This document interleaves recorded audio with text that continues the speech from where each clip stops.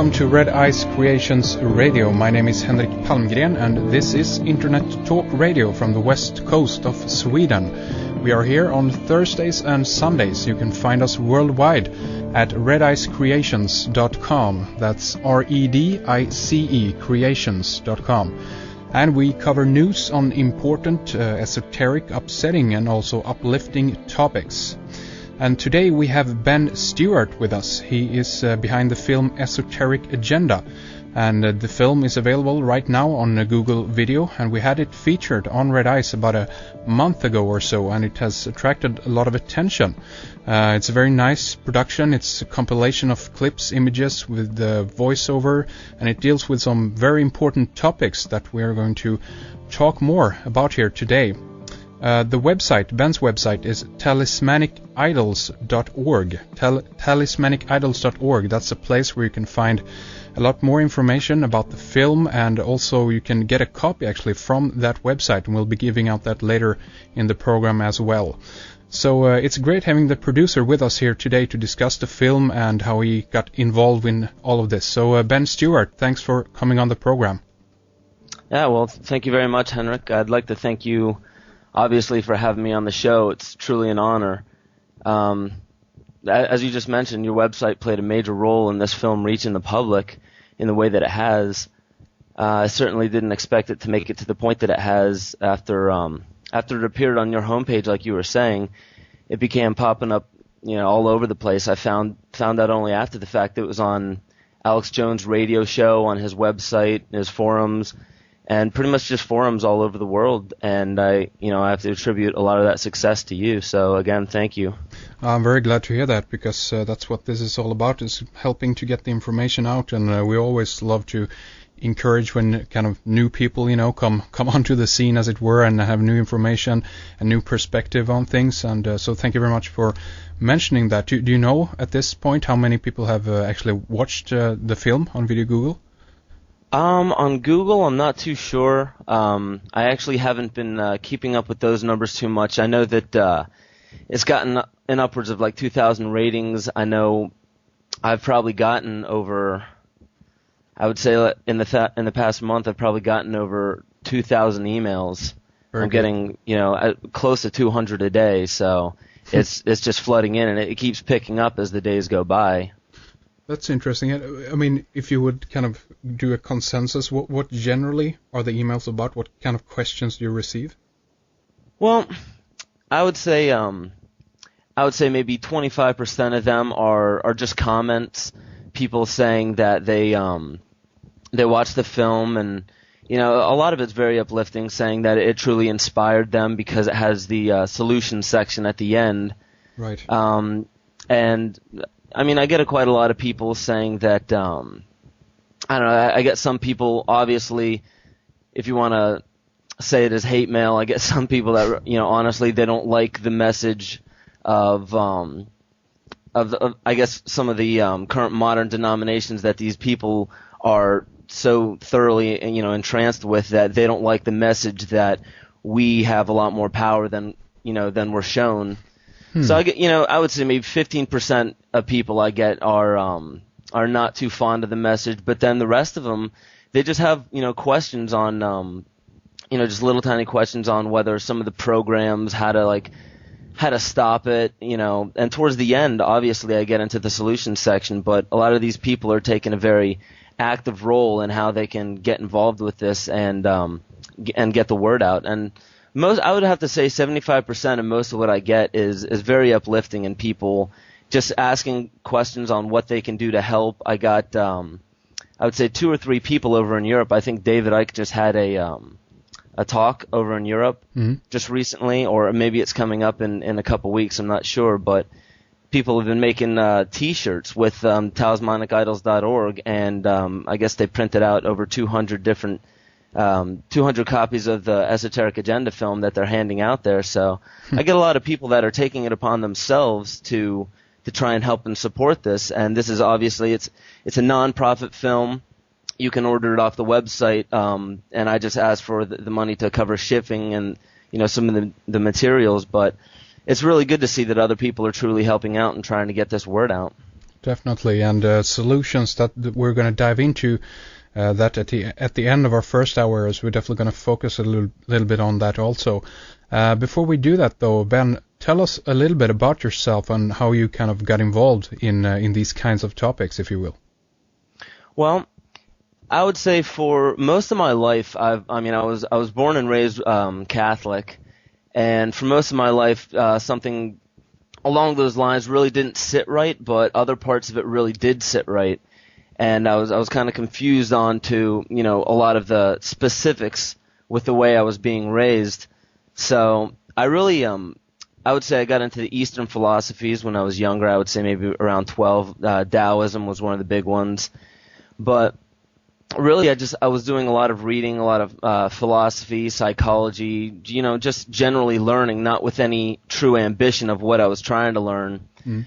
But I would say maybe about 2-3 years ago, I'm also a musician, and I started noticing when I started looking into theory and some of the math behind music notes and things like that, I started realizing that certain things with sound, especially nowadays, had been kind of skewed and kind of perverted in the way that I had noticed that a lot of the modern religious sects have been perverted. So I started asking myself a lot of these questions that a lot of people start asking themselves when they really start researching these things.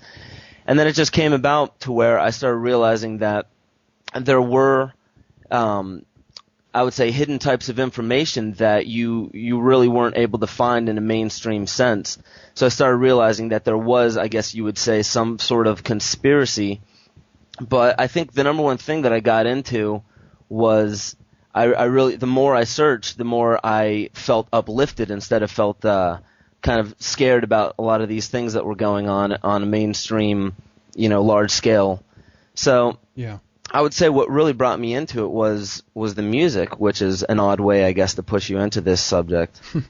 So, I mean, was there anything like specific in regards to the music? Because I'm a musician myself, and I find that very interesting. And I guess the really, things began to dawn upon me when I looked at some of the material that, I'm forgetting his name now. Obviously, he's gone into the healing frequencies. Probably know the name. Jonathan Goldman, is it? No, not Jonathan Goldman. This is he did a lecture on water. The name's gonna pop up here in a minute. Oh, Dr. Emoto? No, not Emoto. No. Anyway, okay, it's gonna pop up anyway. Okay. And he's talked about the frequencies in regards to the ancient solfeggio scale, the solfeggio notes. Dr. Leonard Horowitz or Dr. You. Joseph Palaio, yeah. Horowitz, thank you very much. There we go. Yeah, he wrote the healing codes for the biological apocalypse. There we go, right. And, his work was really interesting, and I haven't kind of followed up on it and not have actually, gone to the length to, like, tuning my, instruments to these frequencies, etc. and so forth. Right. But was there anything about Horowitz's work that you found interesting in regards to this? Oh, absolutely. There's actually, in my notes, there's actually quite a bit that I get into with this, and that's actually a little bit coming up in the next film that I'll be making, but I do touch upon it in Esoteric Agenda. But yeah, there's, especially with the talk that we're going to have today, there's a lot of information I wanted to get into with that, and that kind of leads me back to this is the kind of information I was finding out that really led me into this this whole field, really. Right. How about the film work then? I mean, you mentioned you have a background in music. Have you background in working with film beforehand also? Actually, no, not at all. It was just about a year ago that I would say the reason why I actually pushed myself into doing the film, the reason for the film in the first place was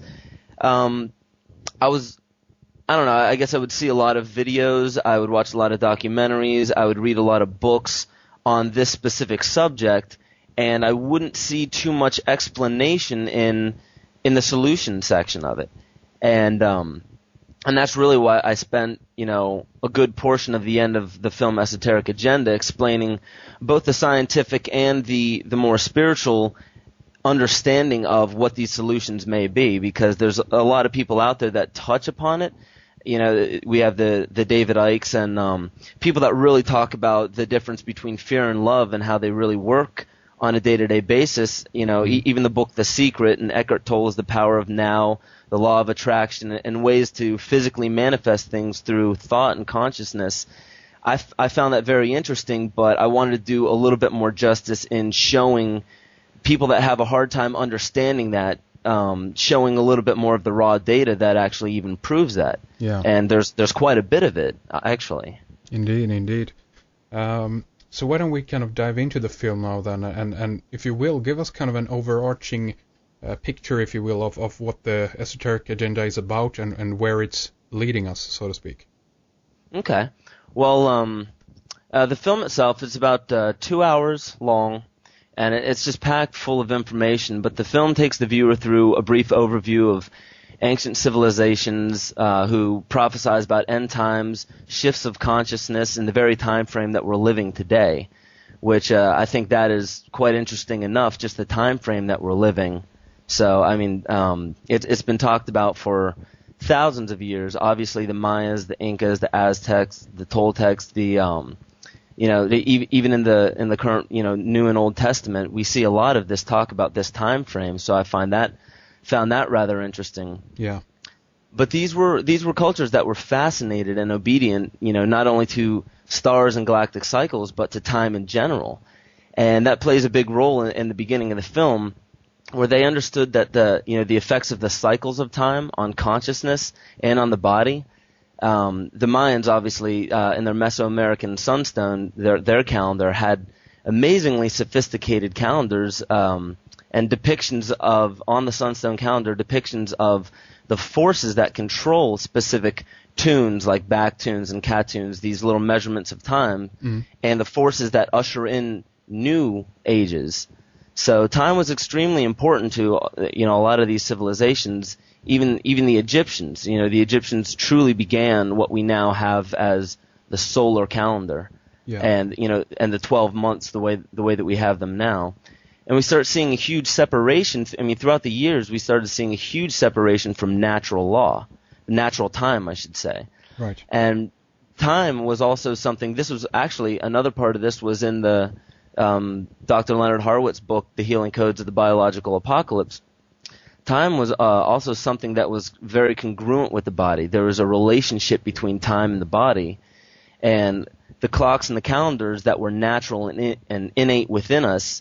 We began getting, separated with that. We began to lose our connection and our relationship with time, and began looking at it as something external, something outside the body, like a boss that we have to obey, and that something that we had no relationship with. Yeah. And this isn't, not all of these things are insidious, and evil within themselves, but the implications are obviously, quite tremendous. I should say that not all of this is evil, obviously, but it's been found that the Roman clock was, and this was in the book that I was mentioning, the Roman clock was developed by the Venetians and the Germans, and they standardized the beginning of the day, which right now is midnight as we have it. That's when the day, turns into the next day as we have now. Right. However, according to the Roman Catholic Church archives, I think it was Genesis, let me see my notes, Genesis 1:5 and John 11:9, they mentioned that the days used to begin at what is now 6 p.m. That's right. And Dr. Leonard Horowitz, with that book I was talking about, he has shown that this has a kind of a detrimental effect on left and right brain function, which is very important, and I'll return to that a bit later in the program. But there's also evidence supporting where the recycling of the years that we now have on January 1st was actually in the summer solstice. So the recycling of their days and the recycling of their years happened during the points where the sun was up in the sky and the sun was the highest in the northern hemisphere. Mm-hmm. And now we start